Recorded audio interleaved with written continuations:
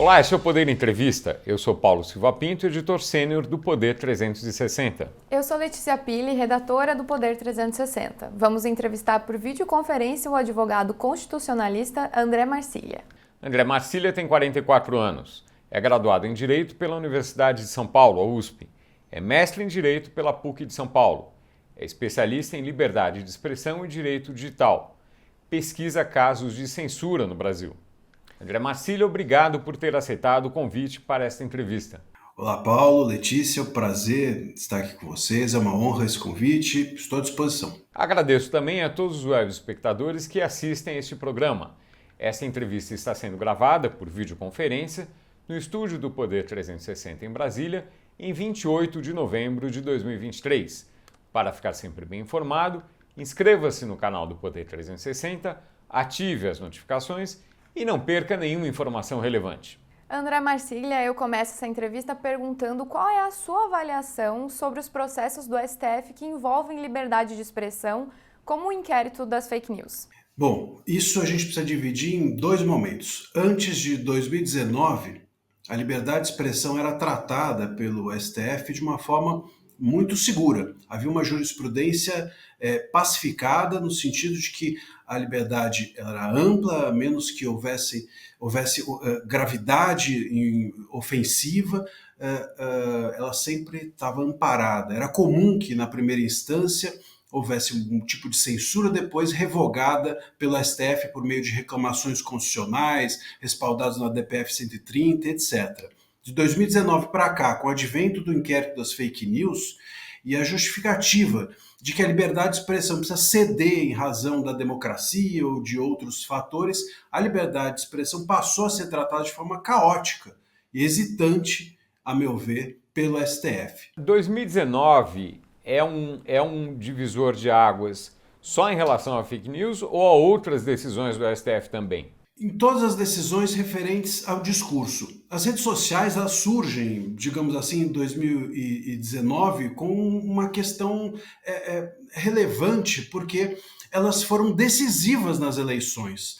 As eleições elas foram vencidas, as eleições de 2018 foram vencidas praticamente pelas redes sociais. Então isso gera um receio, um ativo importante político e um receio de que as redes sociais manipuladas ou as redes sociais utilizadas de uma forma inadequada, elas passam a ser um perigo institucional. Então o discurso ele passa ao centro da discussão democrática. O discurso ele é a questão de ordem para que haja ou não democracia. Esse é o entendimento do STF.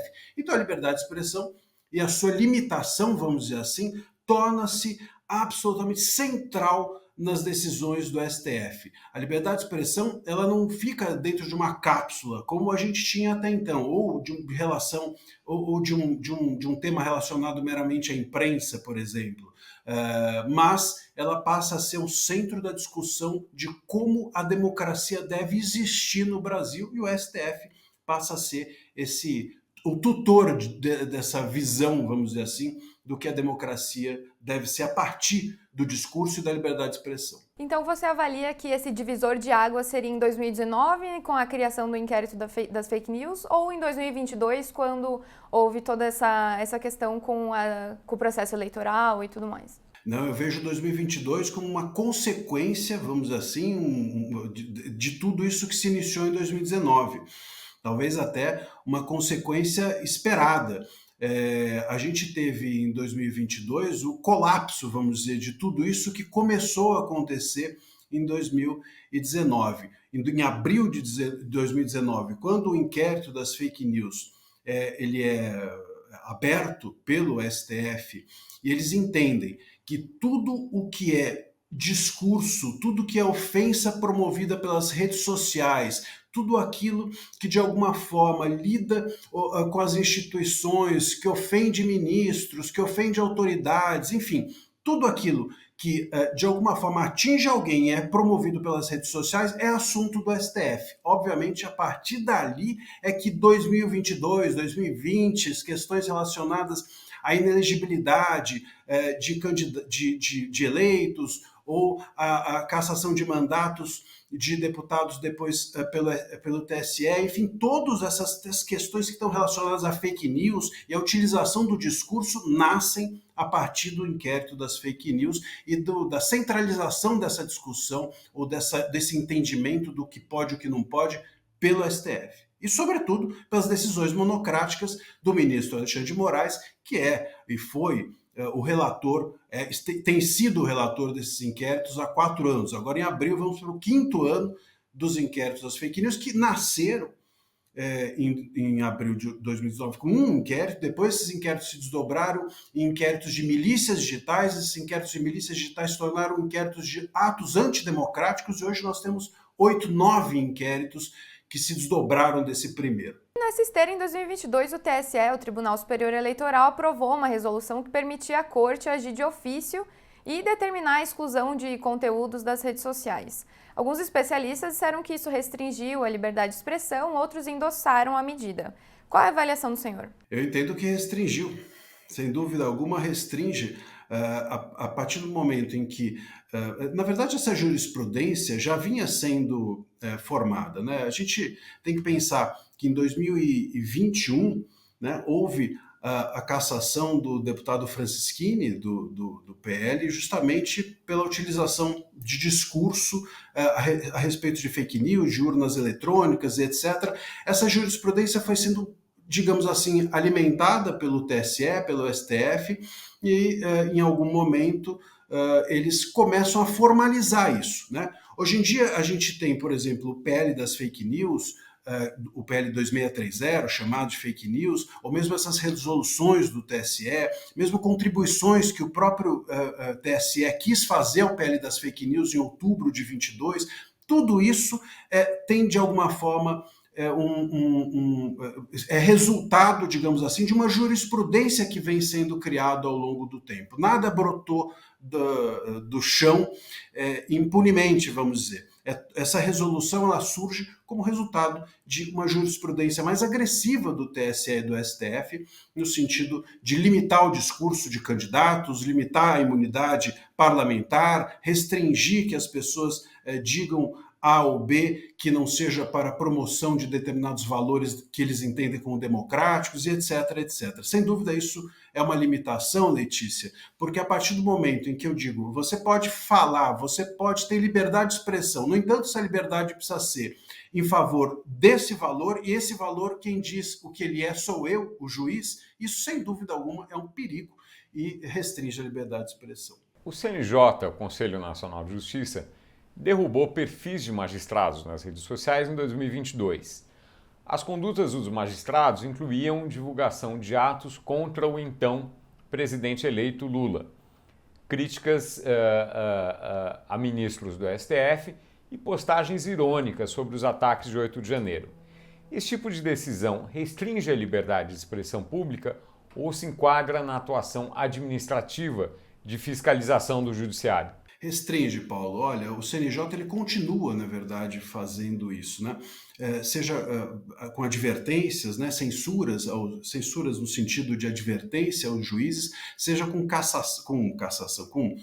derrubada de perfis, ou mesmo com punições, às vezes, mais graves a magistrados, né? Nós tivemos, inclusive, magistrados que foram aposentados pelo CNJ durante esse período. O que a gente pode perceber, a meu ver, é que o CNJ confunde a LOMAN, que é a Lei Orgânica da Magistratura, e que limita a atuação político-partidária do magistrado, ou seja, impede que ele fale fora dos autos, impede que ele possa se filiar a um determinado partido, ou possa publicamente defender um determinado candidato, determinado político ou determinado partido. Isso tudo a LOMAN proíbe. E isso tudo deve ser proibido mesmo, porque o magistrado não pode ter lado. Agora, a manifestação política, a manifestação da sua ideia, da sua concepção subjetiva do que é ou deve ser a política ou a democracia, isso a LOMAN ou qualquer lei não pode restringir ao magistrado, Porque a liberdade de expressão está na Constituição e a Constituição também está acima de qualquer outra lei que regule as falas dos magistrados. Os magistrados também têm direito à liberdade de expressão. Então a LOMAN ela deve restringir atividades partidárias, mas não restringir falas ou discursos ou entendimentos políticos dos magistrados. Essa confusão tem havido, sim, no SNJ, e em nome disso, magistrados têm tido, sim, a sua liberdade de expressão cerceada há muito tempo e ainda agora.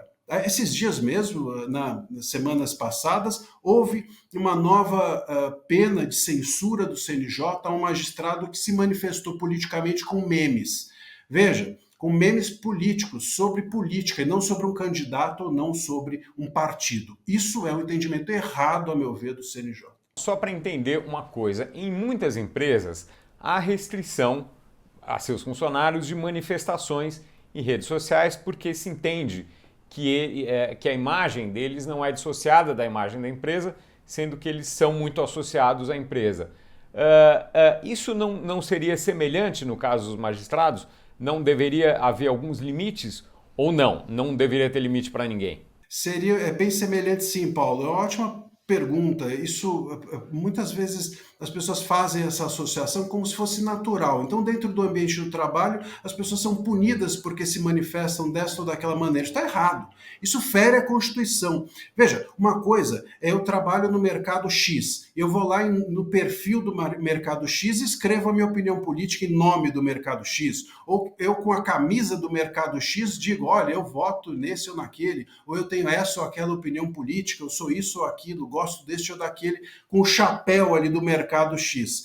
Isso é irregular, claro, eu estou ali em nome, eu estou falando, é quase uma fala institucional.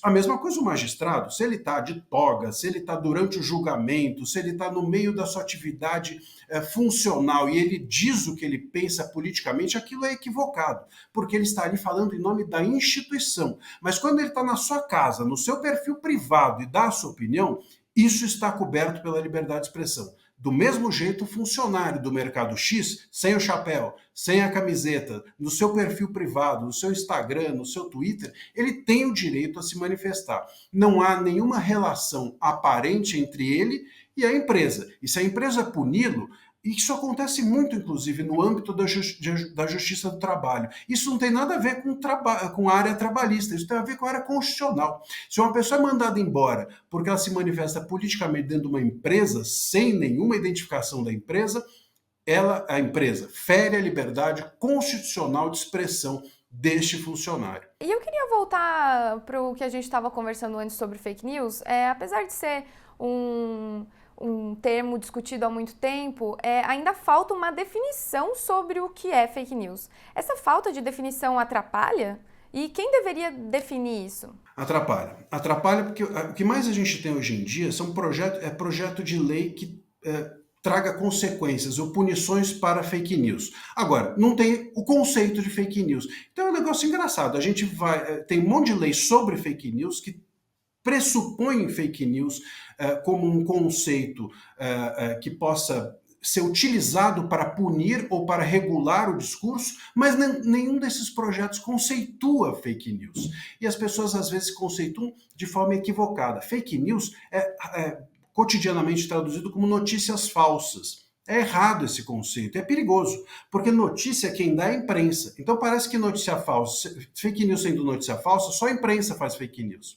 É um conceito perigoso para a imprensa. Fake news são conteúdos e não notícias e fraudulentas.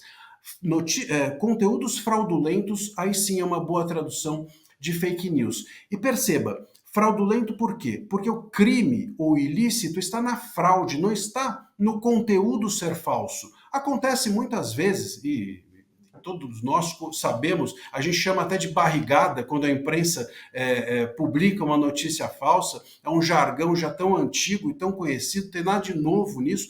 Muitas vezes uma notícia é falsa hoje e amanhã descobre-se que aquilo que era falso era verdadeiro, aquilo que era verdadeiro hoje é falso amanhã. O jornalismo investigativo, inclusive, vive disso, de transformar algo que aparentemente é uma realidade em outra no dia seguinte. Quer dizer, hoje algo é um status quo, todo mundo acha que aquilo é verdade, aí um jornalista investigativo descobre amanhã que não era bem assim, que aquilo era falso e aquilo acrescenta um novo contexto aos fatos. Isso é comum. Então a falsidade não é o ilícito. O ilícito é a fraude, ou seja, o que é punível nas fake news, o que é punível é você saber que um conteúdo é inverídico, que um conteúdo é falso e de propósito, com a intenção de fraudar o debate público, você propagar.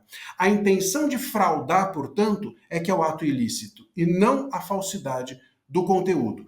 O que acontece na prática? Como os juízes entendem que a falsidade é que é o ilícito, então saem punindo tudo e todos com base em alguma agência de checagem que diz isso ou aquilo, e as agências de checagem nem sempre, nem todas são absolutamente confiáveis, a gente sabe disso.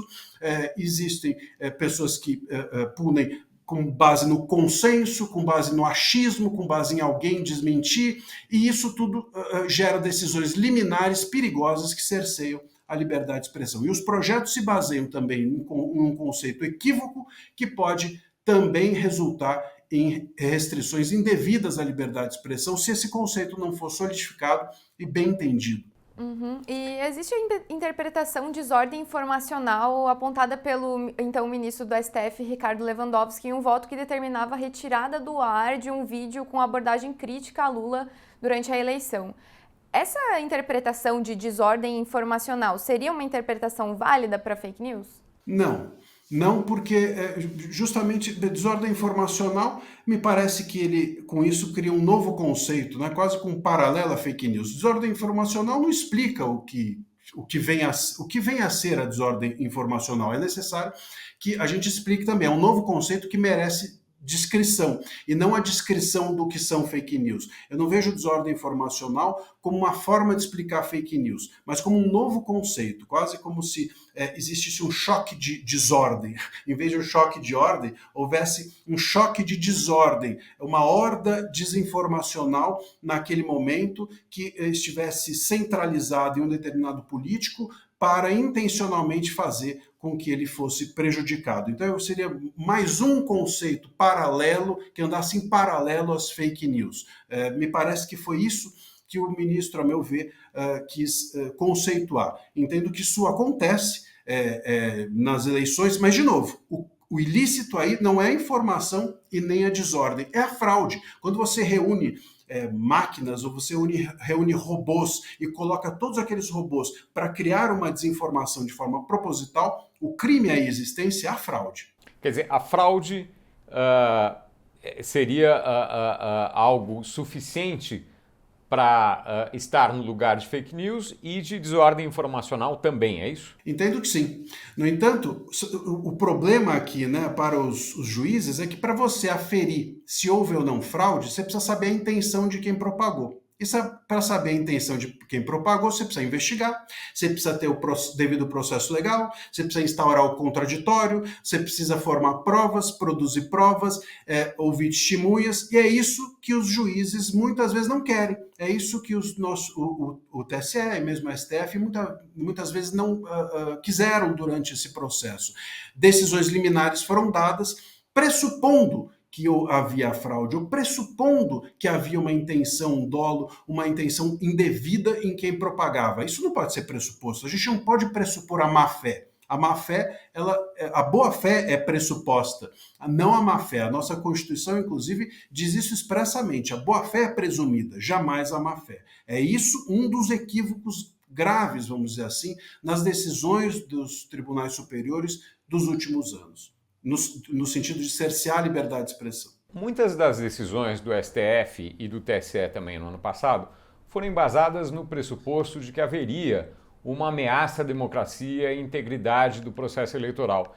Isso justifica decisões pouco comuns? Não justifica, Paulo. E não justifica porque, veja, se eu entendo que para defender um princípio, eu posso passar por cima da nossa Constituição, ou passar por cima da nossa jurisprudência, ou qualquer coisa do gênero, bom, então vale qualquer coisa. Amanhã o princípio é outro, então vale qualquer... Na época, por exemplo, em 64, nós tivemos no Brasil a implantação de uma ditadura sob a justificativa de que deveríamos combater o comunismo. Então vieram os atos institucionais, etc, etc. É muito perigoso a gente justificar em abstrato a passar por cima de leis. As leis servem justamente para conter aquilo que a defesa dos princípios visa. Se a ideia, por exemplo, dos tribunais superiores era ou foi defender a democracia, bom, a gente precisa acreditar que a nossa Constituição seja suficiente para a defesa da democracia. Senão o problema é da Constituição, ou o problema é da nossa democracia. Óbvio que eu não posso acreditar que eu posso passar por cima da nossa Constituição para defender seja qualquer coisa que for.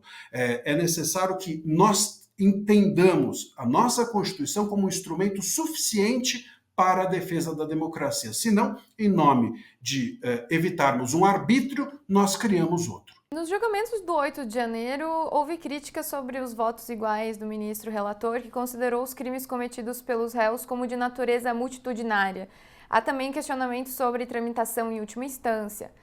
Qual é a avaliação do senhor? A tramitação em última instância talvez seja o pior dos problemas, né? A gente teve, inclusive, votos que tiveram que voltar atrás porque havia erro de fato do próprio ministro Moraes em relação a se um desses acusados não estava ou estava na Praça dos Três Poderes. Quer dizer, tinha uma questão tão central como essa e isso não foi visto de forma suficiente e o caso foi julgado. Depois tiveram que voltar atrás no julgamento. Então, o STF ter se colocado como... o problema não é ser a última instância, o problema é ser a única instância. Então, o STF ter se colocado nesses casos todos, decorrentes dos inquéritos das fake news, porque esse caso foi julgado por uma conexão com os inquéritos das fake news. Então, eles entenderam que ali havia uma possibilidade de conexão e essa conexão tornou o STF competente para esses julgamentos. Bom, isso faz com que ele seja a única instância.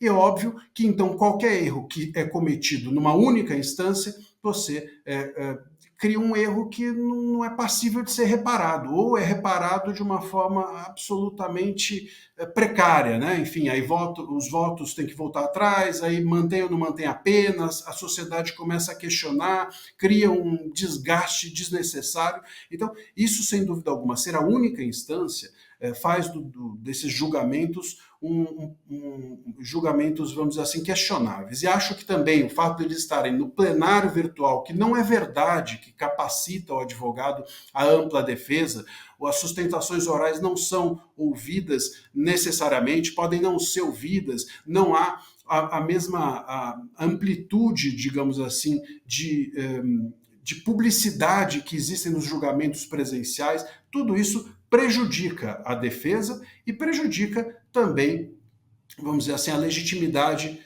desses julgamentos, Letícia. No STF, existe um vasto inquérito sobre as chamadas milícias digitais. O fato de existir um inquérito, uma investigação, sem resolução da corte, é um problema? Sem dúvida. Imagina só, o inquérito ele serve para investigar, né? Agora, se a gente tem uma investigação que dura 5 anos, bom, a gente precisa concluir de duas uma. Ou a investigação não está sendo feita, ou ela não chegou a lugar nenhum. Não existe a possibilidade de você investigar uma pessoa 5 anos, ou um fato 5 anos, isso não ter nenhuma consequência. Isso me chama muito a atenção, o fato de que no 8 de janeiro, que foi tão propagado como algo tão grave, bom, se esses inquéritos existem há 4 anos, se eles são tão necessários, se o seu sigilo é tão justificável, então por que cargas d'água que os inquéritos não foram suficientes para se evitar os atos de 8 de janeiro? Como é que então esse inquérito, que é tão grande, que ele é tão amplo, que inclusive tem um gasto público envolvido nisso, obviamente, todos sabemos, que ele demanda tanto do STF, por que ele não foi suficiente para evitar que os atos do 8 de janeiro ocorressem? Como é que os atos pegaram todas as autoridades surpresa se nós temos esse instrumento. Então, é necessário que a gente questione a eficácia desses atos